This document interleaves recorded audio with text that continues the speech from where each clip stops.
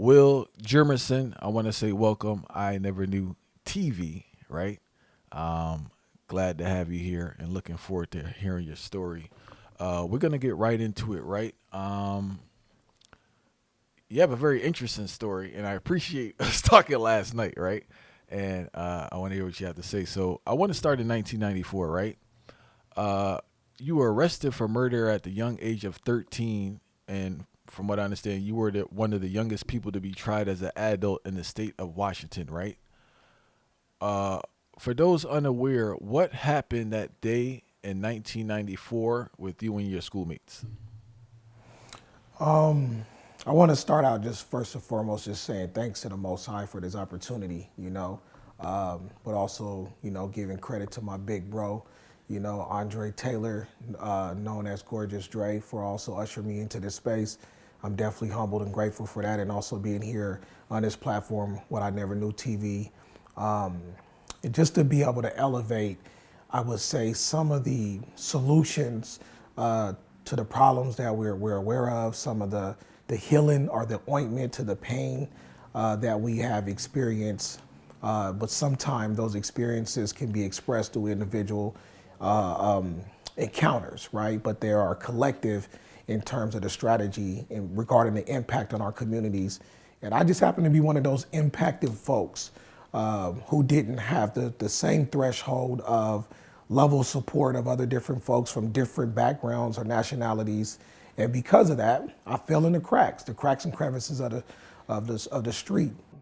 There was a conflict between some young folks in the group that I was with someone that was walking through the neighborhood. It was midnight, probably 1 a.m, and a altercation ensued, and and there's a lot of other different things that had led up during this particular night. There was some smoking of marijuana, some drinking of alcohol and things of that nature. Where we was exposed, we were inebriated. We had some other different incidences encountered that had occurred. I would say maybe even 30 minutes prior to the incident where the police was called because there was an incident where shots were fired. At that time, I wasn't present. I was actually, me and my best friend at the time, who was 12. We went up the street to go purchase some marijuana because that was like our preference of, drug of choice. We didn't drink or anything of that nature, so we wanted, okay, we're gonna smoke some weed. Let's go to the weed man, to the weed house. And they knew us because, like I said, we was already in the throes of the street life, into the street culture. Got a heavy influence background that comes from it, so it was readily available. And so we went to the weed man. Yeah, and think about it now. This is probably like a 20-something. He seemed like he was a grown man to me. He used to answer the door with a couple straps, a 4.5 and a 9 in a gun holster. He was real tall. He's probably like maybe 26 at the time. But they were, we were solid. We were cool. We can come into the weed spot, buy some weed, also smoke some weed with them as well. That was just like the norm. So by the time we get back to the group, they already had dispersed, and they were in the direction of going towards a corner store, well, a local AM/PM, to get some alcohol. So we caught up with the group, but while we're catching up with the group, the police is arriving. They're like, hey, there's somebody with some gunshots. I didn't find out until my trial the reason why they responded, because there were gunshots, but it was actually with the same gun that I was intrigued by that one of the members in my group had. And so when they started to fight, jackets come off. I'm picking up everybody's jackets and stuff like that off the ground. And when I picked the jacket up, I realized the gun was in the front pocket of one of the individuals that was with me in the group. And it was another young person that was 14, a female. And I kept asking her, let me see the gun, right? And there was a part of me that didn't think it was real because it was a small caliber 22.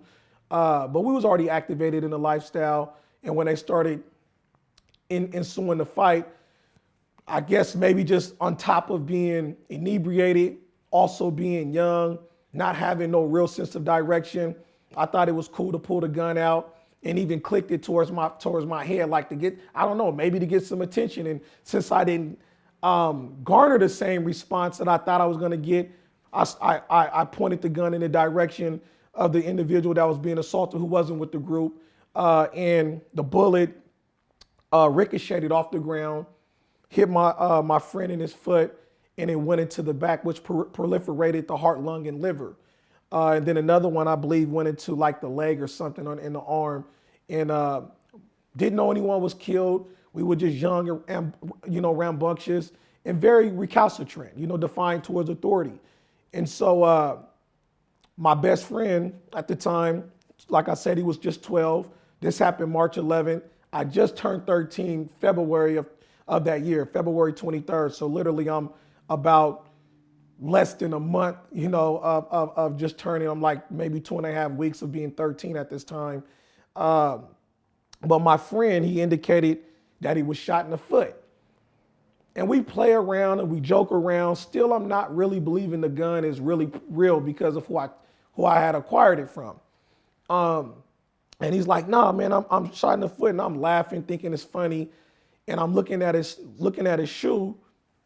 There's nothing penetrable as far as a bullet or any indicators that he'd been shot. There's no blood, anything of the sort. And so I'm laughing, thinking he's joking because we're kids and we play around like this. And that was kind of like a part of our camaraderie. We joked around and we played a lot. We didn't take things that should be taken serious that we didn't do that. And so I'm thinking he's playing, I'm joking, I'm laughing, but my laughter is going further than the joke. And I'm thinking like, oh man, is he really serious? Because he's not picking up the cadence of laughing like, oh, I'm psyched, I'm just playing. He's like, nah, man, I really got shot. So we sit him down, looked at his foot, and you can see that there was just a little bit of like the leather from he has a classic Reebok black Adidas back in the day. And it was just a little bit, it showed that, the part of the leather was kicked up. And so we took his shoe off, and looking at his shoe, he had a one red speck on his sock. And I was like, oh man, that's when it hit me that to some extent, this was more heavy or Wlillard. And I still at this time, I'm not paying attention to, the young person that was shot and killed in this incident. I'm not even paying attention at the time. So I'm not really, I'm listening to what my friend was telling me. So the first thing was like, let's get him to the hospital. But before I could be a part of the group that got him to the hospital, there was an older gentleman who was from the neighborhood. He was from my block and everything. He came, he was like, man, what are you doing out here, man? He was, like, man, you guys is out here tripping. He's like, man, basically like, come with me. I'm about to take you to the house, man. You tripping, man. You guys out here wilding out. And so the police came or whatever. They took my friend and going to the hospital. I ended up going back to my paternal grandparents. I'm actually, this is older brother, he's like early 30s. So he's one of the older homies in the neighborhood, got some authority around the situation. So while we're walking back, I ended up walking back to the house. And it wasn't raining at the time. In Seattle, everybody says it rains, but eventually it started raining that night. I could remember going home to my grandparents' house, and I can remember the rain on the window pane, and I can remember kind of like falling asleep. And then I woke up the next day, what I felt like, it was sunny out. It was a new day. We're in probably we're in the month of March where spring is starting to show up. And I kind of slept, it was like one of those parent teacher conference days. So there wasn't school the next day. And that was another thing. There wasn't like, like the community center normally has late nights and stuff when there wasn't school. But I remember being like a parent teacher conference, something of the sort where school wasn't active. And so I remember waking up the next day and I'm like, man, I'm about to hit the block. I leave probably late in the afternoon, a little after 12, 1 o'clock. I walk up to the block, which is about maybe 5 blocks away from my actual residence. I'm in the hood, where everything happens, and I remember seeing one of my partners, one of my homies, who a year later, he actually catches a homicide and ended up serving 25 years on a 28 sentence. He's 28-year sentence. He's been out a couple of years now, but at this time, we're both free. And he's like, man, He's like, man, I asked him, I said, man, you see such and such. I don't want to have to throw anybody's names into the interview, but I'm just asking him, have you seen such and such, which was my best friend. We all from the same hood. And he said, yeah, I seen him. They came through here. He was in the cab. He talking about, man, you accidentally, you hit him, you shot him or whatever, but that was it. And they all just left. They went to some like motel or whatever. Because back then we wasn't walking around with cell phones. This is 1994. So everything is, you got to be in the space to get the information. And so I was like, all right. And I walks into what we had at that time was a neighborhood like arcade. They had a couple video games in there, but the primary reason why it was open is because they sold, like neighborhood fast food, chicken wings and burgers and stuff like that, burgers and fries. So I walk into the spot. That was also one of our locations. It was on our block. So that was our location. We had that, a couple barber shops and stuff as well. So I walks into the location and I can remember the owner and a few people that were there that was working. And it was like, they asked me, and it's like, man, did you hear about, somebody getting killed last night over by this, they gave the location up. Which is like in my neighborhood by Garfield High School. And I'm like, nah, because, nobody had, I wasn't thinking it had anything to pertaining to me or us because nobody had died. No, it was, to me, the incident had not occurred. And so they was like, yeah, then they start going into details and it's like, and I'm thinking to myself, I'm like, nah, that can't be real. I'm like, nah, I was just shooting. How did you feel inside when you started to put two and two together? I'm being honest with you. I was like, it couldn't be real. I was like, nah, that didn't happen. Really? It wasn't even the gun. Wasn't even. I'm trying to size it up in my head, and I'm like, what I had in my mind and what had occurred, those two things didn't mesh. It wasn't real. I didn't see it until I was listening further into the conversation, and I'm like, nah, that can't be true. And then when I seen my best friend, he ended up coming to the neighborhood, and he was like, man, they put me in the same room. They was trying to, bring this young person back to life, and it's like their life had expired. And I'm like, what? And you asked me how I felt in that time and in that moment. I can remember like it was yesterday. I literally felt like everything on the inside of me had collapsed. Like everything inside of me, like felt like a ton of bricks, like at my feet, like something in my spirit, like I'm not gonna say it died, but it definitely, it crumbled. It definitely collapsed. I felt it, but I had to have this outward stoic expression because I'm still not balancing the reality with the weight of the circumstances. And then lo and behold, about a few weeks later, I get apprehended. I'm gonna be honest, I wasn't necessarily apprehended. The word got out that I was the perpetrator. I was the person. So everybody's looking for me. It was the police is looking for me. It's during the super predator theory, time in this country's history. And I remember my grandmother, everybody was just, it shook the community. It really had shaken the community that we have a 13-year-old, committing some of the, horrendous acts, and it impacted my family. My brother was upset. My mom was upset. I can remember because the detectives came, they were looking for me. And I remember my father and my uncle taking it upon themselves and said, they didn't want anything else to happen, as far as a tragedy with myself or, a negative impact, engagement with law enforcement. So they ended up, like, hey, we're gonna go ahead and turn you in and we're gonna deal with it from that aspect, right? Because they was already looking for me. So that's what I did. I turned myself in and I didn't come home until 20 and a half years later. I know you were incarcerated for over 2 decades, right? And from what I understand, you spent a lot of time in isolation, even as a teenager. Now, the question I have is like, How inhumane are the conditions of being in solitary confinement, and what impact does it have on your psychology? Yeah, I did. I spent numerous years, in what they refer to as isolation, due to the nature of my offense, as far as having a homicide. Like I said, we was underneath in terms of the U.S. government, in terms of the U.S. politics, in terms of the criminal, and justice system, however you want to phrase it or look at it. That was the drum that was being beaten at that time. Is if you do adult crime, then you should do adult time, right? So you're getting these multiple penalties and consequences that are layered, right? And a part of that, there was this catchphrase, but there wasn't a catch-all in terms of what do we do next with this influx of growth of young people coming inside the judicial system.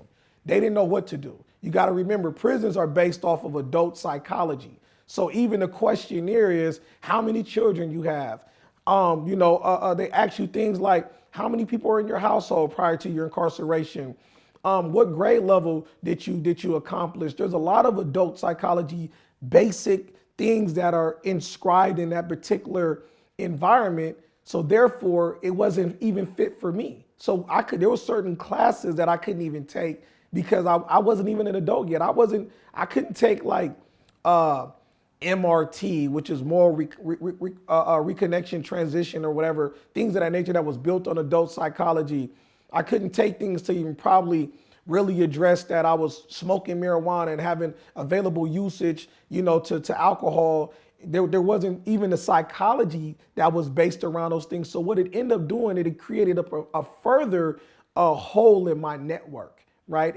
In terms of the safety net that I should have had, not only while I was out and free, and I came into contact with the judicial system several times. And when you go into your counselor, your probation officer, counselor's office, or you go down to the department, you see all these plaques on the wall. You go to that individual's office, you see all their degrees, but they still did not have the solution to be able to help and support a 9-year-old when I did come into their facility initially, and back to back other times that I came up until I was 13. So it's the same thing that when I came into the juvenile system, I fell into the cracks and crevices of what you would call the prison culture. My initial encounter when I came to prison, I was 13. They told me that I was going to be going to a juvenile facility. I was in juvenile. I had 2 armed guards come and usher me after I was sentenced to 23 years, 8 months and 6 days. I didn't know how much time I was given because it was given to me in the form of months. And I hadn't even lived that long yet. But when they came in and they came and ushered me, they told me that I was going to go to a juvenile state prison or a juvenile institution, which is a juvenile prison.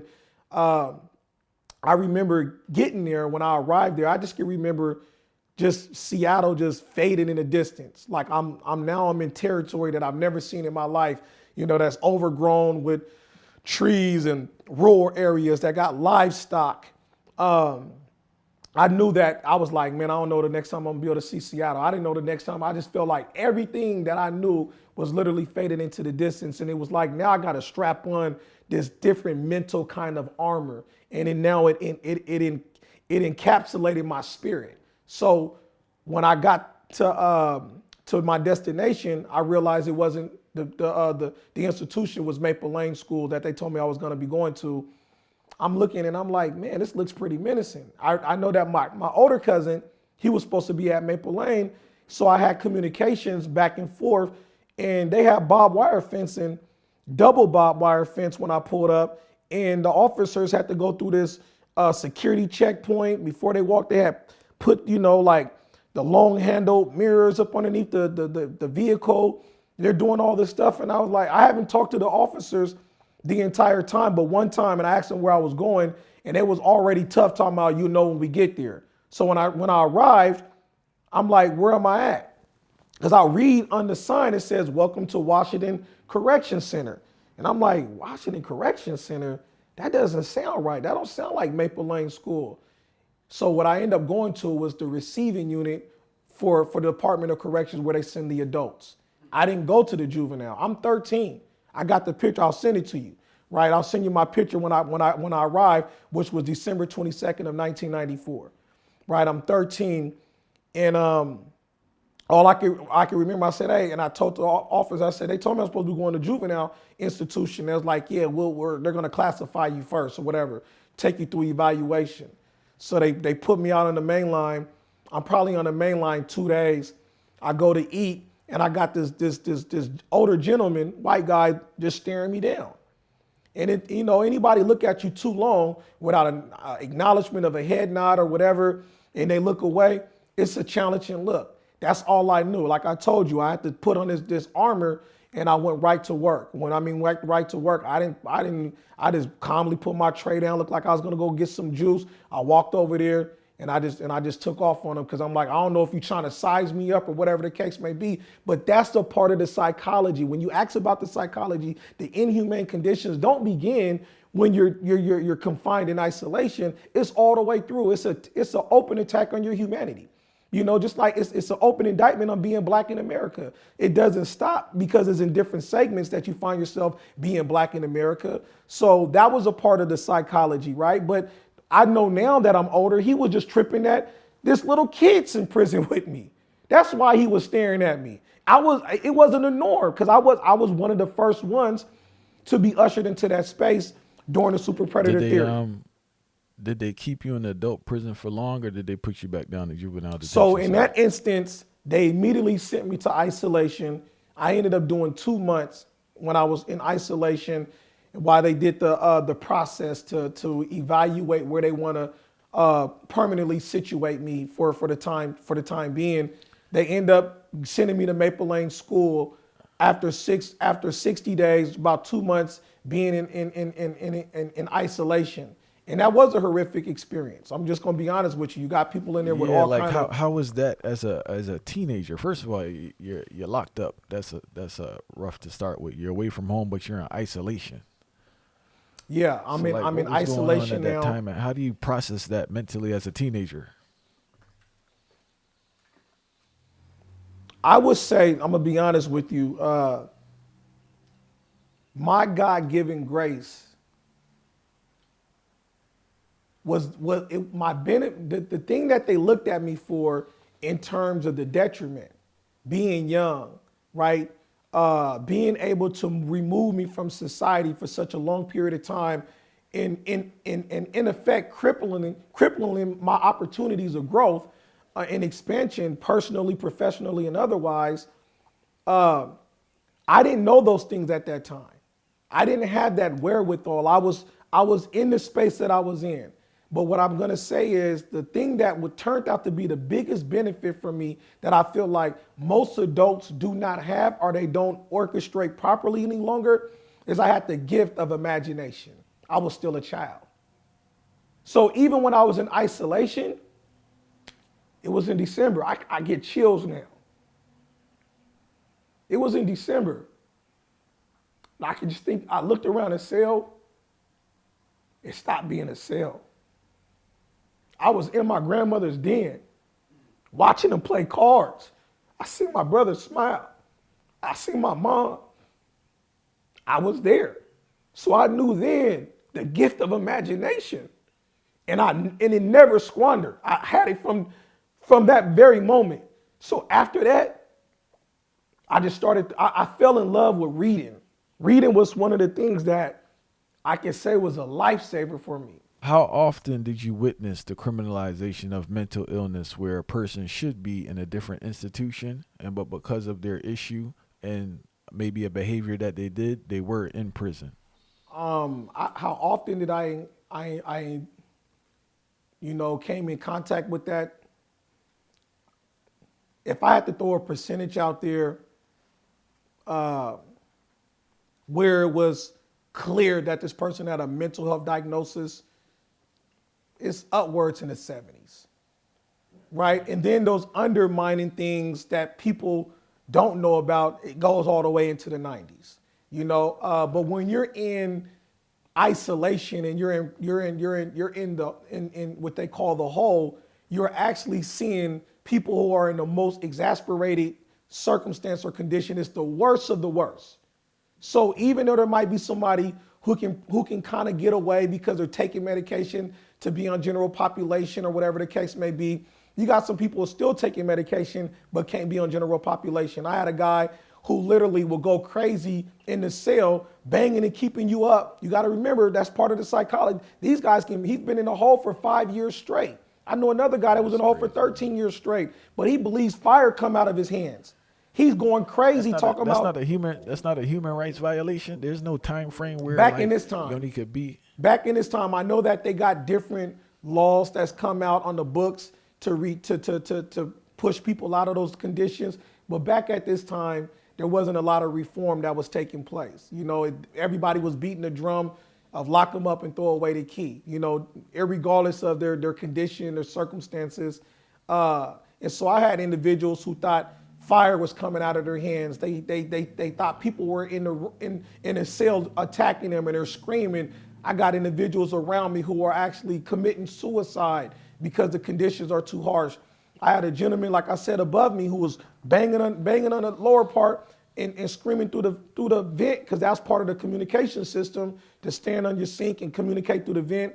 But I wasn't talking to him because he was, considered, like a weirdo. That's what they would say back in those days, and he wanted somebody just to communicate with. So I would ignore him, and so he would just jump on the floor for hours and bang on the vent. I wouldn't give him no time of day because I'd be talking to my other partners, but I'm like, man, he's keeping me up. And then he'll get tired of that. And back in that time, they'll give you little golf pencils to be able to write maybe letters. You can only have 5 sheets of paper. So you got to you better learn how to write real neat and real small and use both sides of those papers, right? It's all these things you couldn't trade, borrow, lending, or trade. And so if you wanted one of your friends to have a book or they wanted you to have a book, you have to break down a 300, 400 page book in increments or segments and wrap it around what we call a fishing line.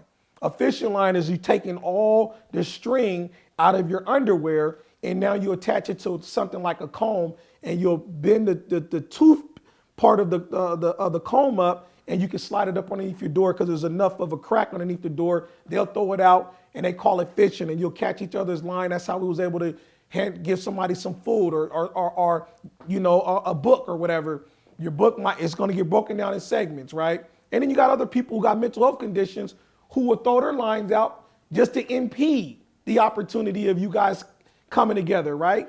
So I say that to say the guy above me who was not getting a lot of social interaction, he'd take the golf point pencils and stick them up his rectum. And then he'll push for an emergency just so he can have social engagement. I was like, because I started talking to him, I'm like, why are you doing this stuff? I called it weird stuff at this time because I didn't have the level of wherewithal and intelligence to understand that he was dealing with something beyond just how he was expressing himself. And I say this because I'm sharing this because he told me, he said, I don't got nobody to talk to. I don't have nobody who writes me. I can't call anyone. And my only interaction is with the nurse or the staff when they come and get me. So I got to create an emergency just to have a human contact. That's the level of the impact that it has on one's psychology, and also the fact that there's people with all kind of mental health disorders, that the penal system is housing folks who have clear mental health disorders. And oftentimes when they're in those environments, they become further victims because they don't really know how to truly, protect themselves.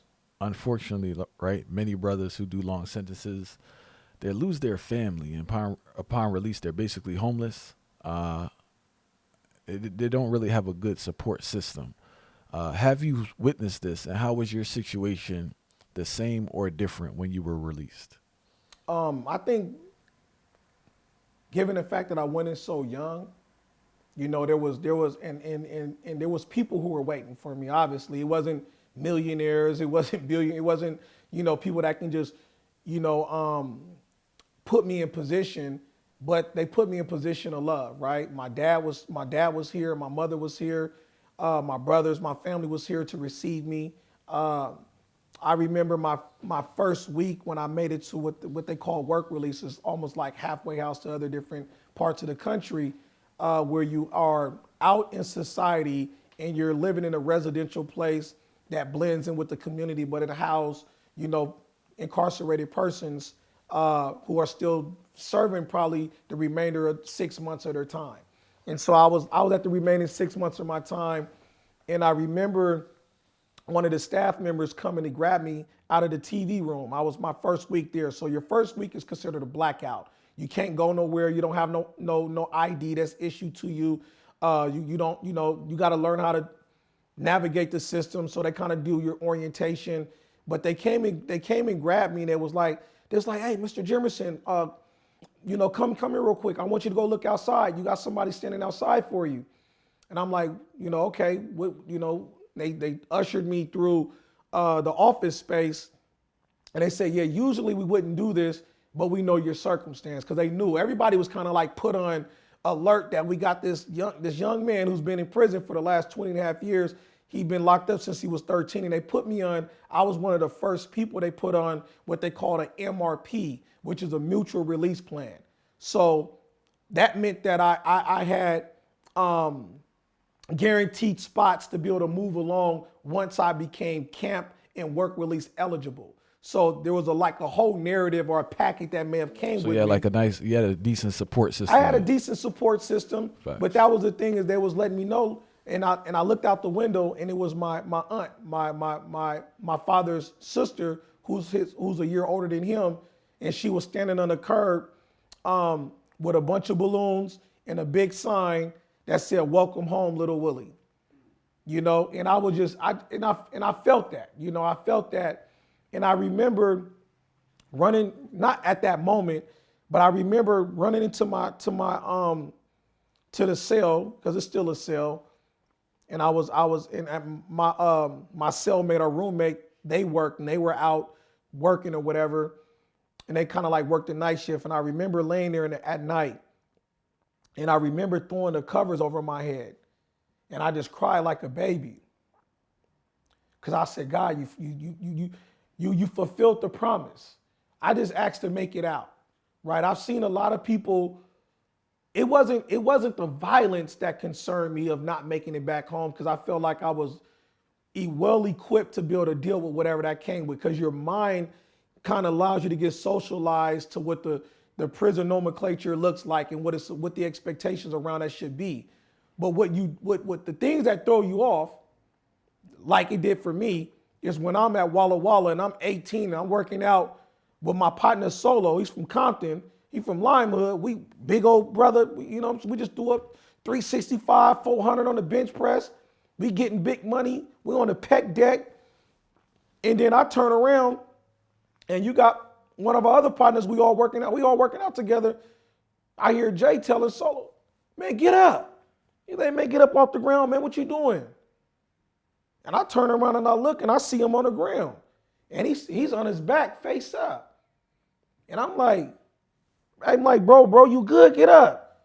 And Jay kicked him and hit his foot. I had moved his foot from underneath the weight, and he hit him. He's like, "Bro, get up." And he kind of like nudged him a little bit, not kicked him, but nudged him.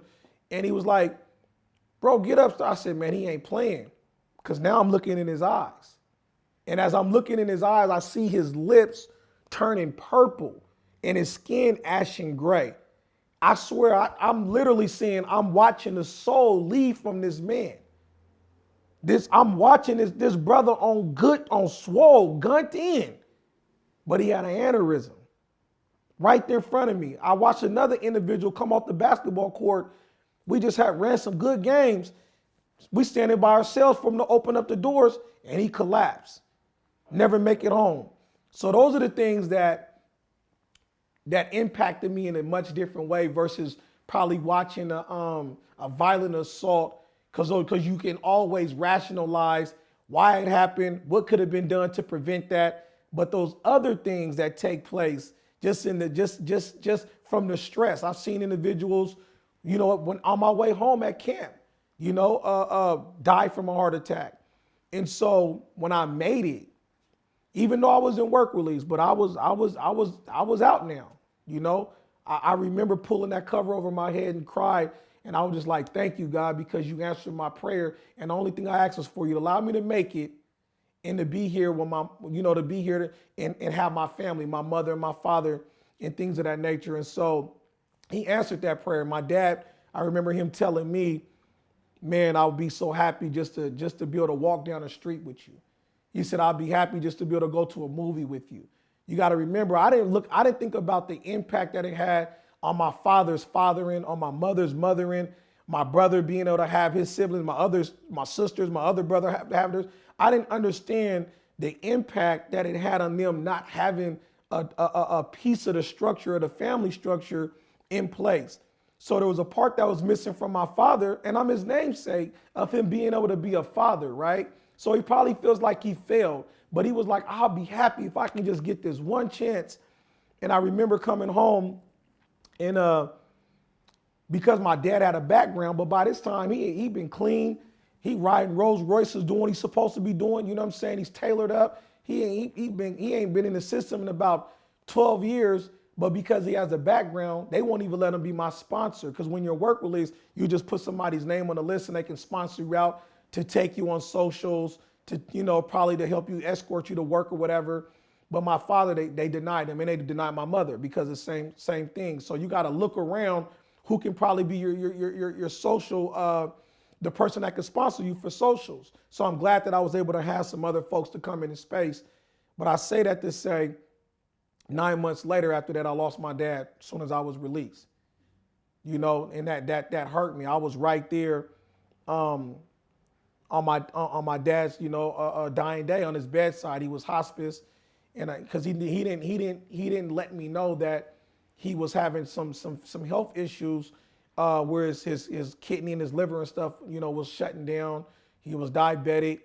Looked good aesthetically, on the outside, but on the inside, just the ripping and running of the lifestyle definitely had taken its toll. And I remember my dad taking me into his doctor visit, his appointment with him, and he was like, go ahead. He tells the nurse to go ahead, like, tell my son everything. And I'm like, and she just drops it on me like, yeah, your dad got cirrhosis of the liver, his kidneys are shutting down, this is taking place.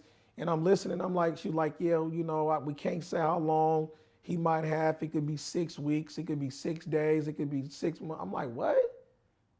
I'm like, hold on, Daddy, you just told me we're gonna go to your doctor visit and all that stuff, but I didn't know that I was gonna get this information dropped on me like this. And so as soon as I got that information, it wasn't too much longer after that before I lost my dad. I was at work, I get a call from my younger brother, my baby brother. He says, man, you need to get over here. Daddy, he's acting different. My dad's always been sharp. Like he remember if there's 5 cents moving from, he's always on money, he's sharp. My dad, I don't care, he's sharp. He's a hustler out of the street, so nothing gets past him. He's just, if you come around his way, you're gonna learn something, you're gonna be able to pick up something, because that's just who he is. And so when my brother calls me, he's like, Daddy ain't himself. I said, what? He said, I pull up to the house, and he said, Daddy's in the driveway, he's walking around in circles. I'm like, what? He said, man, you need to get here right now. What do I need to do now? This is my baby brother. He's like, what do I need to do, bro? I'm like, man, call the people. He said, I asked Daddy. He said, I know Daddy wasn't playing, because I looked at him. I said, Daddy, what's up? You good? He said, he looked at me in the eyes and he had a blank stare and was like, who are you? To my brother. And I'm like, well, I said, yeah, call the ambulance. They call the ambulance. I get there. When I get to the ambulance, my daddy's there. I get in the back of the ambulance, and this is like a surreal, situation for me, because now I feel like the roles is reversed. Because at 6 years of age, I was ran over by a car. I was in the back of the ambulance, and my dad's there, riding along to make sure that his son is going to be okay. Now I'm in the back of the ambulance with my father, trying to make sure that he's going to be okay. And I knew something wasn't right. They asked him, they said, you know who this is? And he's laying on a gurney, and he's like, yeah, that's Wlillard right there. That's Wlillard. My dad ain't never called me that in his whole life. Of my whole life. He's never called me that. And they asked him, who's the president? They said, okay. They was like, that's you. I said, yeah, that's me. I said, but he's never called me that. They said, okay, well, who's the president? He said, Ford's the president. But this is the time of Barack's candidacy, former President Barack Obama's candidacy. And he's like, Ford's the president. I was like, oh yeah, something ain't right. And so we ended up going to the hospital. They found out his levels or whatever were high. They brought him down. He's back to himself. But like I said, maybe about within the predictions of what the doctor gave, like maybe, 6 weeks later, my dad's deceased. He was real known. Everybody came from out. But me and my brother, we was on both sides of my dad when he made the transition from this world to the next. It was the hardest thing for me to watch. Do you think the public have a unrealistic understanding of how long it takes a person who has been institutionalized to heal from the traumatic experience of being incarcerated? I believe that even till this day, we don't really have the real approach around what reentry and recidivism and all those different things. We don't have, when I say we, I'm talking about collectively. There's some people in different pockets who understand it. And that's a part of the reentry is that, like you said, you might be gone for a long extended period of time. And those who were in their 40s are now in their 60s, right? And they're dealing with overall amount of different probably health concerns. This is the reason why I brought up my father, because that was a hiccup, in my journey of reentering. I'm 9 months, it wasn't 9 months. It was, 9 months after I returned to society. My dad passes away November 22nd of 2014.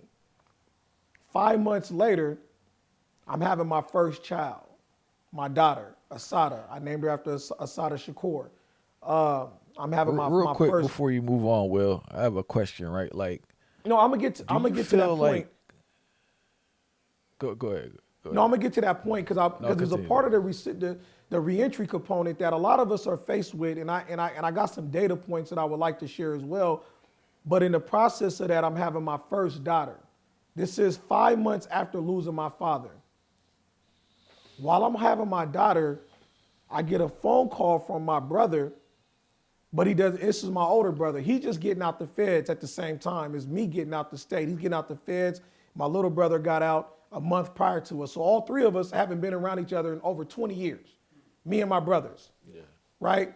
And so we all getting out in the same year, and I'm in work release while my brother's in federal work release. And he calls me, but I'm out this time. By this time, I'm out. I'm out of work release when my daughter's being born, but he's still in federal work release. And I was like his support system. And so he calls, but this is my older brother who's like nearly 10 years my senior. So he's also played like a father figure role as well.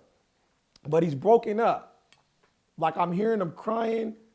It doesn't sound like him because I've never heard him cry. He's always been a strong one because he had to, model for his younger brothers.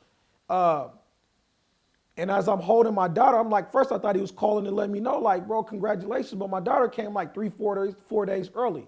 So I'm like, I haven't even got a chance to let nobody know that my daughter just got here because I was on my way to work when I received the call that, man, she's coming right now. We got to go to the hospital. So I'm holding the phone, holding my daughter on the phone, talking to my brother, only for him to inform me that mommy just died while I'm holding my daughter. So 5 months prior to this, I lose my dad, and now I'm holding my first child, and you're telling me that my mom just died. Yeah. So I gotta literally put my daughter back in the nursery and go down to go pick my brother up where he was working, to go drive to go pick my mother's body up off the ground, because she was still on the ground from where the paramedics had tried to resuscitate her. She ended up having a heart condition and she died, and my older brother was just holding her while she was wrapped up. And this is 2 days after Mother's Day, right? So when you talk about the recidivism, the reentry component, and it looks different for everyone. That's why I said we haven't yet caught up with the level of data and the level of, I would say, collective economics to spearhead something that is, I wouldn't even say radical, but that's just real in the nature of addressing recidivism and reentry support. What's out there now it's system created, it's system based, it's system approved. What I mean by that, there's funding, there's grant money that goes into these particular operations of vehicles that says this is what's going to help out for recidivism, this is going to help out in the reentry division, but they're held up in, most of the times, they're either in state and federal positions as far as roles when those opportunities do come out as far as funding cycles, or they end up getting siphoned through nonprofit entities, and essentially everybody's still dependent on the government, and we know that nobody is doing business to put themselves out of it. And so the reality is we still have an influx of recidivism. We have a direct correlation between the school to prison pipeline and now a burgeoning of reentry workers or community workers or activists who say, now I see this as an opportunity. So we have a bunch of folks now doing nonprofit, work, and they hiring on the back end individuals who are coming out of prison who are still, in some sense, being slaves to the trauma that they've been exposed to. And now you're being pigeonholed primarily off that exposure to that trauma, and you never get to experience yourself or find out who you are if you're a botanist, if you're a business person in this particular sector. What can you do to be able to move our society, our communities further? But that's a part of the entrapment piece as well. Have you fully recovered? Do you feel you fully recovered from your experience yet? I mean, I go to, because of my uncle, Ronnie Rolex, when I got to give him a shout out, Double R the Star, man, he's 74 years of age, one of the OGs. He holds down a lot of community work. He has a group called Anything Is Possible. It's the NA group, and it's, a lot former and ex-addicts, right? And there's a lot of good game. I go in there, man, and they every time they dropping jewels, I'm picking them up, and what I learned from that is that the disease of addiction is just not restricted to the exposure of a particular drug. The endorphins in our brains that get us high off of certain things, those could be addictive as well. So when you ask me, have I been able to decompress or thaw out from my experience, the reality is once you have this long-term overexposure to these conditions, it's impossible. I'm gonna be real with you. It's impossible to swim in the waters and not still be wet, is what I'm saying. Yeah. We know by research, we know by data that there's something negative and harmful that happens to people who are considered black or have the African phenotype, right? There's research that come out of UCLA that shows that in Africans who first come over here, in Cubans and Panamanians who have the African phenotype, who have never had the history of diabetes or hypertension in their family, or where they losing, childbirth, things of that nature.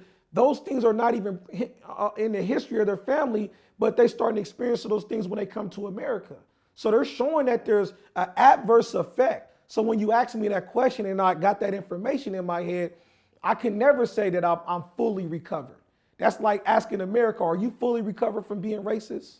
After being out, after a certain amount of time, did you notice like you matured or you grew in certain aspects in your life, like kind of rapidly once you got your footing?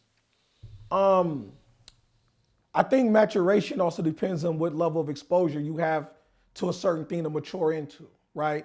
I had a lot of ideas. That was one of the, like you said, you got to look at the bright side or the high side to have an imagination, but there's also that shadow to that as well, which means I lack experience. If I have a great deal of imagination, and I mean I had a great lack of experience.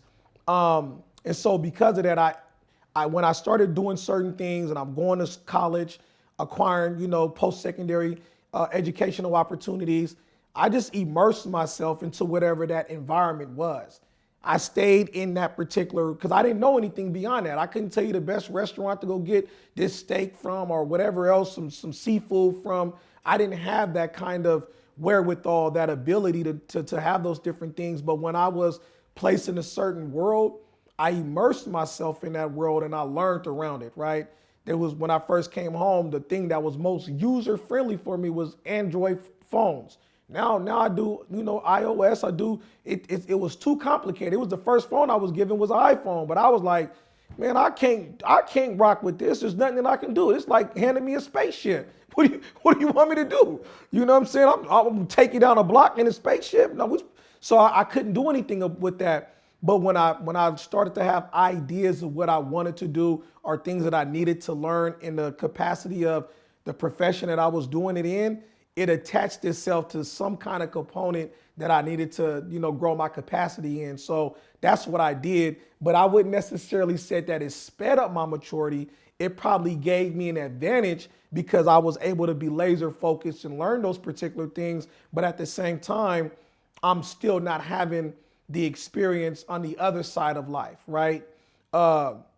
So that's why I said it's all relative when you talk about maturation, is whatever you have exposure to. And also, while I was locked up in those last several years of incarceration, I don't know if you know of this terminology, but it's like escape velocity, right? Can you explain that, please? Escape velocity is like, take something like that's wound up so tight, right? And you wound it up and you put it in this little space, and as soon as you open it up, it's gonna go off. It's doing what it needs to do. It's like wounding up a little tight little ball or something, and as soon as you open it up, it's gonna unravel and go into the direction it needs to head into. That's pretty much what I had. I had escape velocity. I already had these ideas of, coming into society, of some of the things that I was gonna do. I've taken advantage of a litany of, educational opportunities and experiences while I was incarcerated.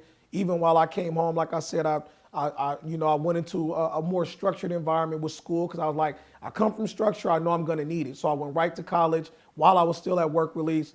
I was working and going to college. And so I had this escape velocity. I was focused and I was driven. So going to some of the earlier points that even Dre made, when he was saying to his wife, I am who I am, not because of you, but I'm, because of the value you bring into my life, it enhances those versions. But that's where I was really at. It's like, I'm going to do what I'm going to do regardless of who's in my life. But I didn't have some of those other lived experiences that may have rubbed those other people in my life in a way that felt like they were neglected. So now I'm in a relationship. She's tripping like, man, he's focused. He's doing what he needs to do. But also at the same time, I'm being neglected, and I didn't realize until later on in life that, that social justice first begins at home. I had to learn that. I thought coming home was the central district, because I didn't have children. Coming home was my environment that I did my last offense in, and I needed to repair that. And so my family had taken a hit in that regard. So even though I had maturity in these other spaces, there was a lack of maturity in some of these other critical spaces where I needed those things, but I didn't have those components, and it offsets life, And so that's why I said it's relative, in terms of when you talk about maturity. All right. And what was that learning process like in regards to relationships with your spouse? Because you get what I'm saying? Like, you didn't have the whole high school phase. You didn't have all this and that. I'm not sure what experience you had prior, but what was that like, having a family, being the head of a family? That responsibility, Man, like I was indicating to you before, you can't miss what you never had, right? So I came home with these ideas as to what a man is supposed to be in this context.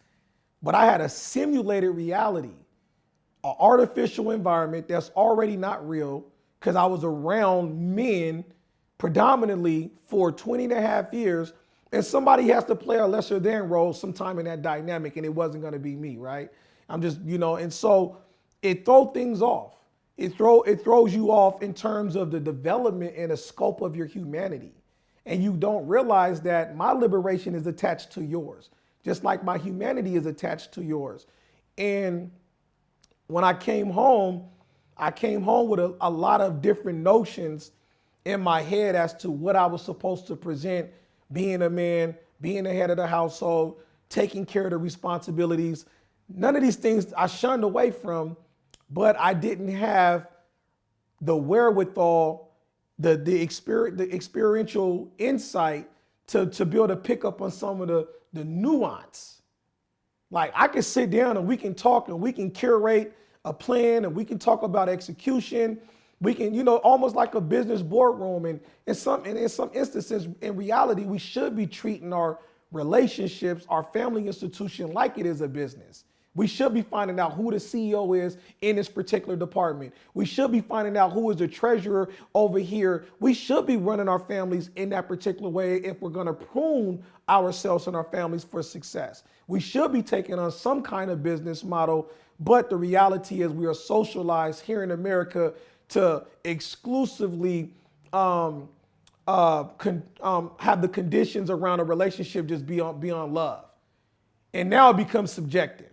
You know what I'm saying? Love is very subjective. If some people come from homes, but every home don't look the same, right? There's families, there's broken homes, there's foster homes, there's group homes, there's good homes. So just because you came from a home doesn't mean that we came from the same expression of what that home may look like. And it's the same thing when it comes to love.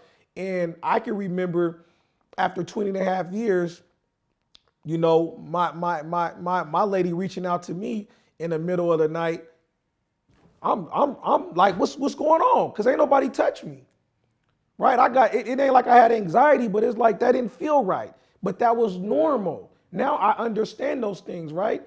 But that wasn't my norm. I went to sleep in prison fully clothed every night, right? Because I make sure you have rules. You got to have your bed made by the time you leave. If not, they'll dock you. They'll give you different write-ups and stuff like that would take different privileges or access to comments or whatever it might be. But I always had extra blanket. My bed was always stay made. I only slept on top of the bed, and I kept myself in my sweats.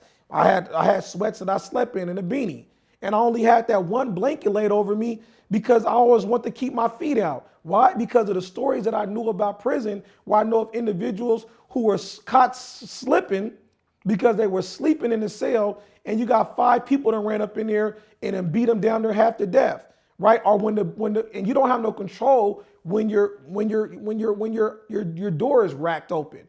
That's controlled by major control. So when they open up the doors, they open up everybody's door for mainline. So that's 3 times out of the day that you're not requesting for your door to be open. You have no choice. So you have to be ready. And I wasn't always the type that jump up in the morning for breakfast. That wasn't me. Breakfast wasn't my go-to meal. And I like to get a little time just to chill. So my door will be open. I couldn't get caught slipping. So I got to be ready to go into war, even though it never happened. That was the psychology, the threat of the psychology on my psyche. That's what I was thinking.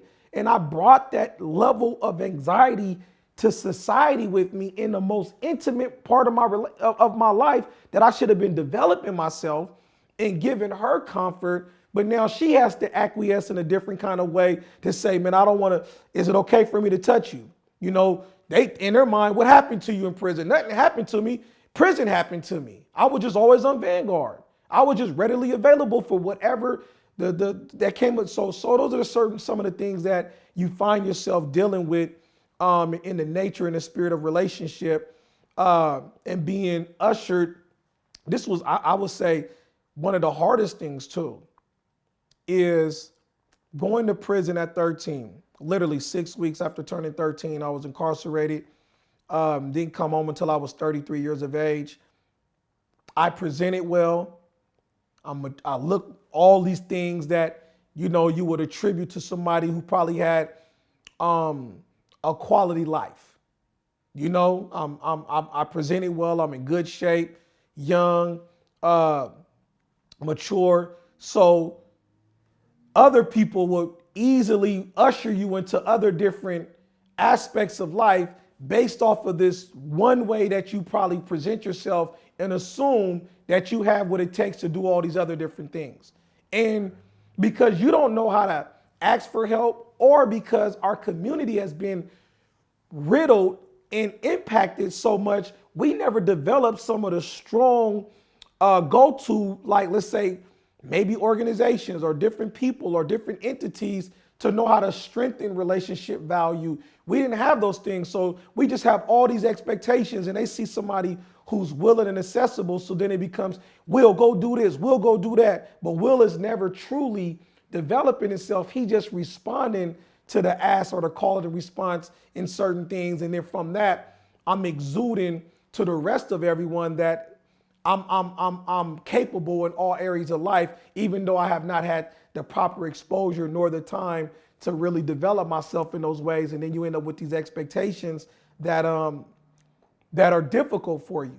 And what I mean by difficult, as a 33-year-old man, I'm being ushered in this space to believe that I can carry out some of these expectations that's head of the household, which I can, but without a manuscript and someone who's willing to do it, it's almost going to be that much more of a battle, uphill battle. And Will, I appreciate your transparency and sharing. We have a couple more. We have a couple more questions, specifically the ones we spoke about last night. First thing, can you explain how school districts use prisoners to secure funding? Oh man, how can I explain?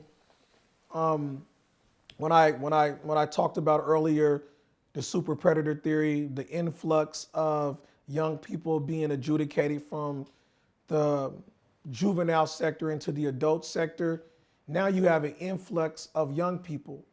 And when it was just primarily black and brown young people, there wasn't any legislative effort to stop these things from occurring or to address these things when they did occur, right? Until the year of 1997. Now imagine I've already been in prison a little over 3 years. It's like July of 1997. There was a incarcerated white youth. Now young white people are getting caught up in this dragnet of the super predator theory because some of their crimes or their offenses is falling in the same category. Now they're being adjudicated from juvenile to adult sector. And now you have white young boys who are in a cell with grown men. And when their families found out, they start to write their representatives. They knew exactly what to do. They're reaching out to their senators, their legislature, and they end up getting the rules changed where they said anyone who's underneath the age of 18 in the state of Washington, regardless of where they are, they need to get pulled from those locations into this other prison environment location, which was where I initially went to. I told you when I was 13 was Washington Correction Center. They placed us there in the R units. We was in R unit 3, I believe it was. And we was with the adults, but they was gonna take that whole unit and make it for juveniles. What happened was some political stuff on the back end where they didn't know exactly where to house us. They was like, okay, right now we're gonna have them here, which is not a primary function institution. It's just receiving and discharge for the most part. They do have a small section for general population, but for the most part, it's just receiving and discharge. So everybody from the state goes through there at this particular time. And so we also had, when we looked at the Washington State Constitution, I was one of those ones who were, when I said I did previously, I was in Maple Lane School for about two and a half years before I was pushed back into the adult sector to serve the remainder of my time. I had like maybe 10 credits shy from getting my high school diploma. I was able to take advantage of the opportunity. So when we get into the adult sector, once again, it's based off adult psychology. They don't offer a diploma. You can only get a GED. And so we ended up having a class action lawsuit. Our class action lawsuit, based off the Washington State Constitution, said anyone underneath the age of 21, with the exception of 22 if they had a learning disability like dyslexia, still has the opportunity to not only, if they want a GED, but they can also get a high school diploma. So we challenged them on that because this is in the Washington State Constitution. They're like, well, we don't offer diploma opportunities. Well, you guys better figure it out. We end up winning in the class action lawsuit where they have to give us the opportunity to finish our high school. And so with that being the case, way in the rural area, another rural area. We was already in the rural area of the state of Washington, but in the corner of Washington, there's a county called Forks, a city called Bay, which sits on pretty much the borderline of Canada and Washington state. They pretty much said, oh, we'll take those 200 plus young people you guys have over there, and you can bring them into our facility. And they actually curated resources to build now what they got an existing facility, a living facility on the already existing prison compound, right? But before they built that, I was long gone and had turned 18 by the time that happened. But they had brought us into Bay. Bay at that time was considered gladiator school because that's where all the young people went, all the young gang members and whatever. We didn't have a lot of elders to lead us, so we was caught up in, you know, the prison culture of those particular politics. But the reason why I'm breaking it down, at that particular time, Bay, they were in their school district, they were getting ready to lose their federal and state funding because they had the highest dropout rate in the state of Washington. Per capita, they're one of the smallest counties, but they had the highest dropout rate, which was like about 200% at this time. So because of that, they was going to lose their federal and state funding. They were able to secure their federal and state funding by bringing us into the prison population, but they was able to administratively sign us up for the existing high school that was, you know, neighboring the prison. So now you have 200 people that secured your state and your federal funding, and now administratively it secures everyone as well in terms of their jobs. We became, we're already become job security for the prison culture, the prison population as far as guards, their administration and other different staff. But now for the actual city that the prison is in, and that hires most of the people in terms of that city, as far as guards and other admin people, we were able to secure funding for the resources that go into those communities. And when I found out about this, I thought, I was like, wow, they can't count me on the census in my community to secure resources, but they was able to count me on the census of someone else's community to actually secure resources. And it says a lot about our system and how it actually works. Just for an example, annually, the prison system makes about $2.9 billion just off of phone calls and commissary purchases. 2.9 phone calls and billion. commissary? Just off of phone calls and commissary? Just off of phone calls and ordering commissary. Are they still, but before you continue, are they still overcharging like Verizon and all them? Because weren't they doing like $10 a minute? Yeah, prison calls are always overcharged. $20 a minute? Yeah. They're still doing that? Yeah, of course. You got over 4,000. That's not illegal yet? You have over 4,000 companies that are inside of the prison. So they're making a lot of money.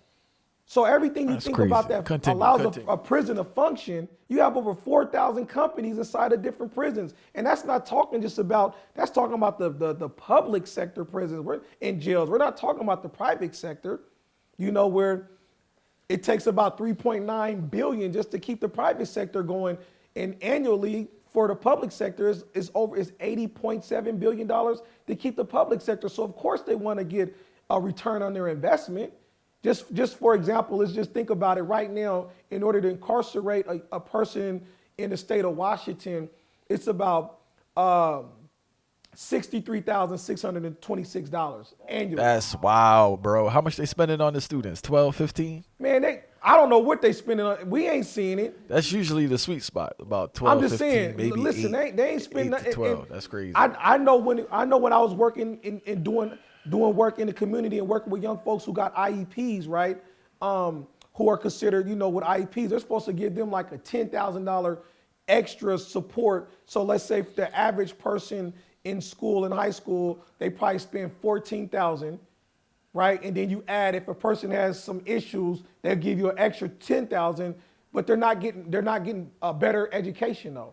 But you mean to Not tell at all. me They're not getting. you rather I taught for spend years in Philadelphia. I taught for 14,000 years in on a Philadelphia, person's so I know. education, but right now, like I said, it's about $63,626 annually.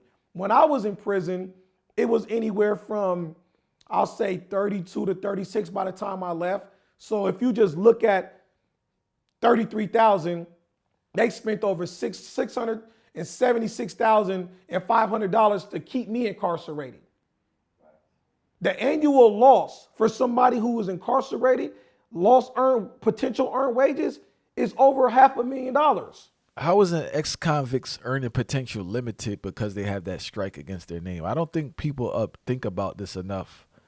That's in the streets and also society on the whole, how your earning potential diminishes tremendously when you have that strike against your name. Definitely. Your earning potential definitely diminishes. Like we said, it takes away the Bureau of Justice Statistics, BJS. They said about 60% of people who have been coming in contact or getting out of prison are unemployed. But that number is that it probably is not really reflective of the truth, because unemployed and joblessness are two different things, right? Unemployed is somebody who probably can't work and are not looking for work, but joblessness is somebody who's actually on a hunt.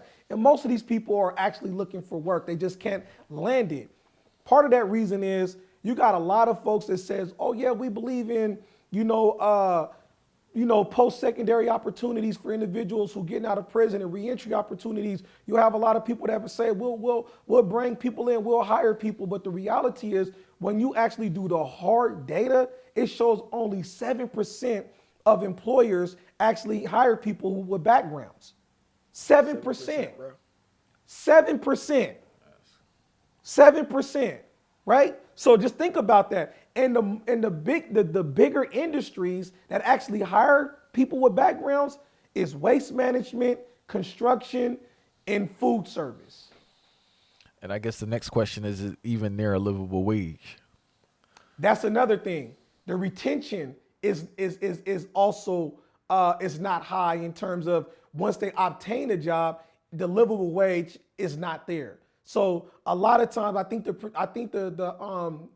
data showed it was 3 to 4 times that within the 4-year period that a person with a background will have to go and get another job or leave one job to the next within 4. They don't have multiple different careers because the livable wage is not there, right? And the prisons are not necessarily curating an environment to where you can come home and become a botanist.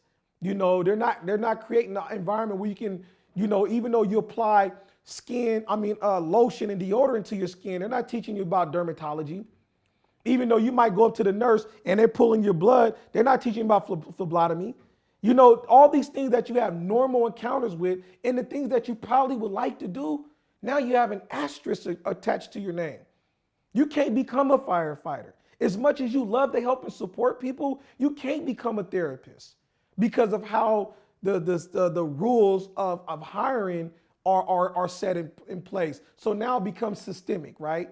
Now it's systematically removing people from access to opportunity because now you have this asterisk attached to your name that says you are now, don't even think about trying to apply over here, because if you have any kind of crime that might be a harm against a person or even vulnerable populations, whatever, or drug offense, you can't even come work at this bank, or you can't come work, So now, like I said, there's an influx of individuals who are caught up in that dragnet, who went from school to prison pipeline, who are now going through the prison to nonprofit industrial complex pipeline. Is this also a thing in Washington? I hope I'm saying the proper thing. I think it's in Maryland, but basically, when you are released, you owe a state a percentage of what they paid to house you, and they start charging you, I think, about 6 months after your release, whether you're working or not working. It's like you have to make payments on it like a student loan. Is that also a thing in Washington? Definitely, yes. That's a practice that I think that is probably across the United States. What's it called? What's the proper terminology for it? Well, the proper terminology is LFOs, legal financial obligations. So Will, sorry to cut you, bro. I gotta ask you this as a rational, brilliant black man, right? How is it possible if I've been incarcerated, right, for whatever period of time, whether I did a year, 3 years, or 5 years? I've been a year, 3 year, 5 years out of the workforce. We already acknowledge there's a high probability that I won't get a job, and if I get a job, it's not a livable wage. How am I supposed to take on the burden of making back payments to the state? That's a part of the trick. That's why it's systematized. It's really a part of the trick of, no different than child support. It doesn't help the family become that much more economically advantaged. It actually disproportions, the family's growing potential, right? It restricts that. It doesn't allow those things to take place. As much as mom or dad or whoever might be getting a check, it's not growing the earning potential of the family. So it's systemic. It's the same thing when now you heap upon that person this other conditional layer who comes out with a family, has children, still paying child support, still paying off their LFOs. What happens is when a person is sentenced to a crime, a part of that consequence is they make you pay what they call as LFOs, legal financial obligations. By the time I came home, I had over $36,000 in debt, right, over the year, because you also have an interest. So they give you an interest. If you don't pay it off within a 12-month period of time, you get this high up interest that moves. Bro, how you gonna pay it off in 12 months? You just did a 20-year bid. My LFO my LFO was about I think it was like $2,000. By the time I left with interest, it was over $36,000 because of the interest that it accrued over the time period of not being able to pay it off. I didn't have a job prior to my incarceration. I didn't have no savings. I didn't do any banking. I didn't know any of those things. And so that becomes a part of now when you're placed on what they call community supervision. It's like being on parole, coming out of doing your time. That is the requirement. You got to, when you come and report to your parole officer or whatever, here in the state of Washington as community supervisor, you report to them. That's a part of the requirement. They'll send you the notice in the mail. This is how much you need to. This is how much you owe, and this is how much you need to pay. And when you show up, you better show up with some money. And they got a kiosk where you can go in when you walk into the facility to report. Sometimes you don't even have to have a face-to-face. Let's say, for example, you got to report twice a month. One of those encounters might be face-to-face. The other encounter is strictly through the kiosk machine. So that means you go to the kiosk machine, you put your hand in there, it reads whatever, it scans your hand, your information pops up, and then it gives you the opportunity to how you need to pay down some of that legal financial obligation. But that's accrued over time for most people while they're incarcerated, and they get out with a hefty. That's criminal in itself. Like what happens if you don't pay? Do they lock you up again, or do they siphon money from your check? If you have a check.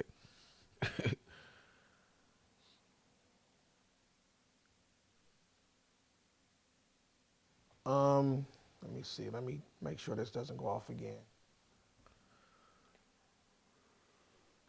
So what happens if they don't pay? When it comes to the legal financial obligations, there's a lot of things that can take place. It can mess with your credit. Bro, it can mess with your credit? Yeah, it can mess with your credit because it shows that you're in debt. It's almost like, I ain't gonna say a loan, but it shows you're in debt and you're not paying this debt off. So that debt can be counted against you in terms of your credit. There's a lot of different impacts that, not paying your LFOs off can have on you. If a person is incarcerated, right? When they're receiving money, whether they're working and getting money from home, it gets double taxed. So the money that you get sent in, if it's, $50, they'll have a percentage that says how much of that $50 you can get. So they'll base it off of all the things you owe. COI is one of them, which is cost of incarceration. So not only if you're paying your LFO, but your COI, meaning that you have to pay for Let's say if they got television programming in there, they're going to take $2 from that from each person who's incarcerated. They'll take about $2. They'll take a percentage off for basically like electricity and all these different things that keep the prison functioning. So you're paying about $8 or $7 that goes to COI, which is cost of incarceration. Whatever they detail it as, that's what it becomes. And then they take a percentage for your LFOs. Then they take a percentage if you happen to owe child support. They take a percentage of all these different things that end up impairing you for having any kind of economic mobility moving forward. So when you come home, even though you were making those payments, you weren't making enough in an adequate amount of time and space because they was taking 70, some people they take 95% of their money. So if I send you $100, you're getting $5 out of that. So what happens is you could never even make up the space to be able to pay off these debts. So even though I was still paying towards my LFOs and all of that when I was incarcerated, I didn't make enough in the span of the 12 months. So I got the interest rate and then I get out. Now let's go from $2,000 to over $36,000 that I have to pay. And that still impacts me on my credit score.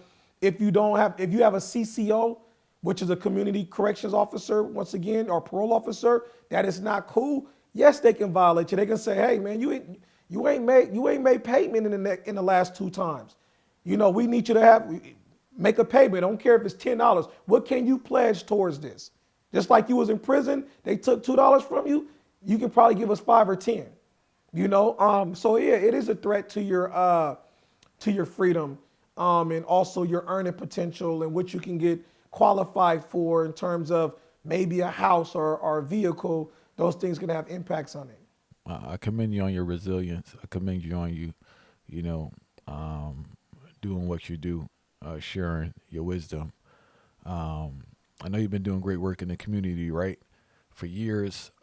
Realistically, what needs to change to see a collective improvement amongst Black people? Because remember, and Mr. Taylor spoke about this earlier, but we have different groups that analyze Black people because Black people is not one culture. There's so many subcultures within Black culture.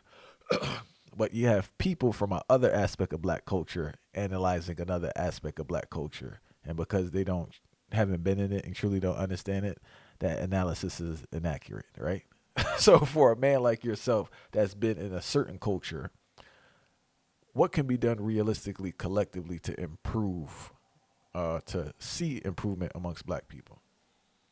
Yeah, I'm a part of a large culture. We're part of the same culture as just being qualified as Black, but then there's intersections, of different subcultural groups. I've been part of many different subcultures. We talked about being incarcerated. That's a subculture. The street enterprise, growing up, underneath that particular dogma and understanding, that was a subculture. With that question you asked, reminds me of this study. I gotta go back and actually find it to name it. But I remember listening to this study where there was a group of students, of all different nationalities that were either passing or failing this particular test. I think it was in a high school environment. And they realized that the Black students kept failing the test. They weren't doing as good as the other students in the class. And so I believe it was the teacher, the professor, the administration that was trying to figure out as to why. Why are the Black students having such a difficult time in being able to pass this test? So they did a lot of different things to shake it up. Black students were still failing at this test. One of the conclusions they just said, well, maybe they just don't get it. Maybe they're not smart enough. They just don't get it. It might just be too much of heart. And I believe it was one of the teachers or professors. I was like, they just couldn't land 100% squarely on that being the conclusion. And it was like, man, let's do one more thing. So like you said, there's a lot of evaluation. That's one thing that this world and this country has done a great deal on, is studying us. Everything that we have created, some of my greatest teachers let me know that the you want to hide the truth, you got to hide it in plain sight. You have to hide it in plain sight. A lot of the stuff that we see today, and it might be used in a different way or have a different terminology attached to it, it really the origins came from and through us. Just the concept of university and school and learning. Just to hear, you ever heard people say that phrase, man, if somebody lived so far out back in the day, they wouldn't say the boondocks, they would say what? Man, they live way out in Timbuktu. But that, when you listen to that phrase and you go study where just that little mentioning comes from, we hide it in plain sight. Timbuktu was really a university that everybody sent their best of their best to become the best in the world. It was something to be able to say, I went to Timbuktu. It was something. So just when I think about those things, I think about this study, and that's what they did. They studied us. And outside of that conclusion, they was like, let's do one more study. When they studied the group of students in the school, they realized that the black kids actually studied harder and longer than the other students, but they still were failing. Yeah. You want to know why? Why? They realized that the black students were studying amongst themselves, by themselves. They didn't study together. When they went and looked at the Asian group, they studied together. They didn't have to study as long, and they didn't have to study as hard because they had the brilliance of every one of them studying on that particular subject in that room at that particular time. We are the only people who think that my ideology and my way of thinking is king, so crown it, right? And that's when you said, what do we need? We need to come together. We need to understand, man, in the words of Big Bro, Gorgeous Dre, he used to always say this. This is when he talks about going around and doing the work with Not This Time. He realized this. This is one of the critical things that he realized. He didn't share this in his, but he will share with me oftentimes is we don't have to agree to build. Black people think that we always have to be in uniformity of one another in order to build. We have to agree. Now you my partner. Now you my brother. Man, that's my nigga now because you understand me. I don't need to agree with you in order to build this beautiful school for our black children. I don't need to agree with you to build this institution of banking for our black community. I don't need to agree with you to build an opportunity of access that removes these barriers in our community. What we keep looking for is the relationship because we never had one. And you see it amongst the young people in the school. They said that was the main critical thing. And when I learned this, I realized that some of our biggest Achilles heel is thinking about our individual potential. You're thinking about your potential. Like, what's your potential, with this podcast, or what's your potential with this idea? We need to start thinking about our potential. That's what's going to take us to the next level. We can't be exclusive of other different people who may have more experience with a particular thing that we're trying to, address. So if it's reentry, then let the people who've been through that sit at the helm of reentry and make those decisions. If we're talking about issues that are impacting black men and black boys, we shouldn't have nobody else in that room caucusing on how we need to corral resources and support for black men and black boys, right? Because they wouldn't have me as a heterosexual black man making decisions for the LGBTQ plus group, right? You need to have somebody from that community addressing the issues and concerns who is of that community and bring it back to the rest of us so we can help to iron out the social wrinkles in that particular fabric. That's what we need as black people. We got the brilliance, we have the intelligence, we have the history, we have the now to stand on in terms of who we are. That is not remiss. That is not missing in terms of who we are, what we bring into this particular world, the special skill set, the wonderful, amazing qualities. But that's the thing we're missing is knowing that we don't have to agree in order to build. I don't even want to put it up underneath the terminology of unity. None of those things, because we can fall into an ideation around our own personal definitions of what those things look like. So just spelling it out clear as we don't have to get along in order to build, but we have to build. White folks don't get along in order to build. They don't. From CNN to Fox, they're airing out all their stuff, but at the end of the day, they want to make sure that white supremacy culture reigns supreme. They want to make sure that their kids have adequate health care, that they have adequate health care, they have access to schools, and that really creates innovation and opportunities to control the future and now. Those are the things that they don't get along.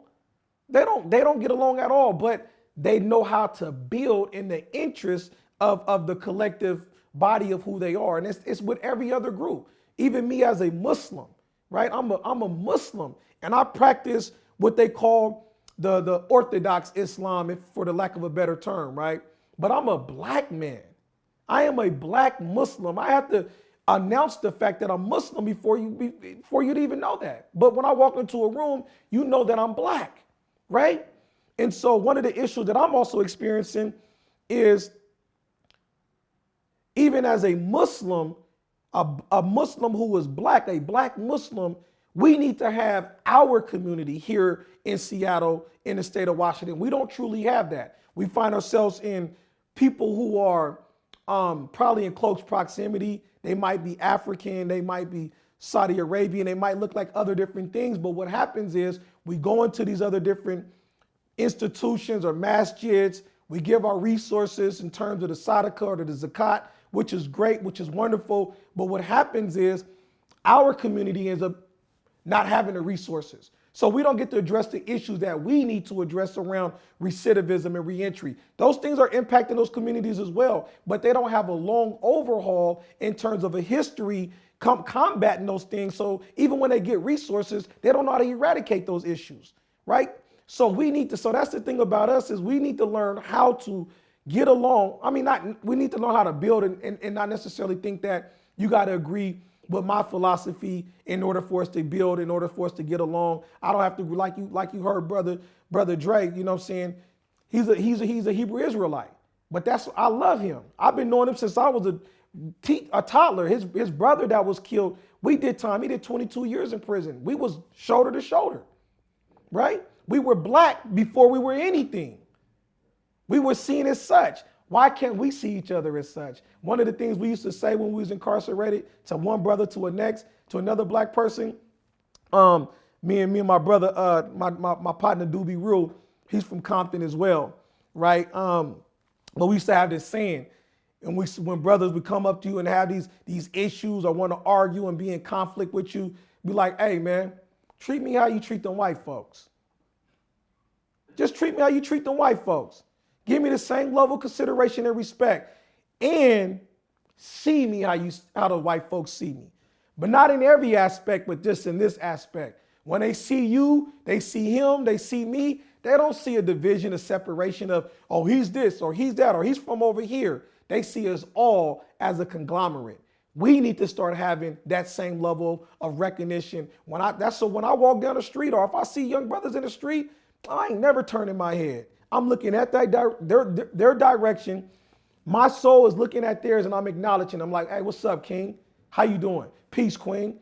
We're gonna have a positive interaction, because I don't know the last time they may have had a positive interaction with a black man. But I want to make sure on my watch they're having that, which is going to create an opportunity to let them know, hey man, how you doing? We don't have to necessarily agree to build. And that's what we do. That's what we got to really understand as black people, was that we have to build. We have no choice but to build, but we don't have to be a monolith to do it. Man, Will, I appreciate you. I appreciate you sharing your experience. I appreciate you sharing your wisdom. And I'm very grateful for this conversation. Thank you, brother. I appreciate you as well, man. And thank you for allowing me to be on this esteemed platform. I seen the one that was sent to me by Maurice, where you had Sherazad Ali. Oh man, that sister, I just want to put it in this space. Her book, The Black Man's Guide on Understanding the Black Woman and the Black Woman's Guide on Understanding the Black Man. Those were, they're in my library to this day, but those are the books that really helped me have a better understanding about myself, about my community, and what my particular interests and freedom look like, you know, and I'm thankful for that maternal nurturing perspective, you know, even from Francis Cresswell seeing the ISIS papers. Like I said, my daughter is named after Sada Shakur, who was wrongfully convicted for, you know, the New Jersey Turnpike of killing the police and been exiled to Cuba for many years. I'll say over 40 years now. I'm just thankful for you creating this platform and knowing that I am in the steed with these esteemed folks. And I definitely, these are people whose shoulders I stand on. So to see Sherazade Ali, man, that was profound for me. I've seen her on different platforms, but to know that she's been on this one in particular, man, that means a lot to me, because she definitely has helped me to see a better version of myself in times where I had everything around me to say otherwise. And so I just want to say you got that gift of being able to bring that not only to people like myself, but to other folks who watch this particular platform. And with that, man, I just want to say ashe, you know, and may the Most High continue to bless your endeavors and allow, you know, I never knew TV to inform people to know things that they didn't know before.